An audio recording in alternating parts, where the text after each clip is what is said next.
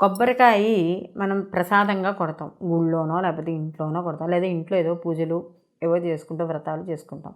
చేసుకున్నప్పుడు కొబ్బరికాయని మనం కొడతాం. కొట్టిన తర్వాత అందరికీ ప్రసాదాలు పంచిపెడుతూ ఉంటాం. మరి సహజంగా మనం ప్రసాదాలు పంచిపెట్టేటప్పుడు ఈ కొబ్బరి చిప్పలను కూడా ఇవ్వడం అనేది జరుగుతుంది. కొంతమంది తెలిసి తెలియక ఏది పడితే అది ఇచ్చేస్తూ ఉంటారు. కానీ అలా ఇవ్వకూడదు.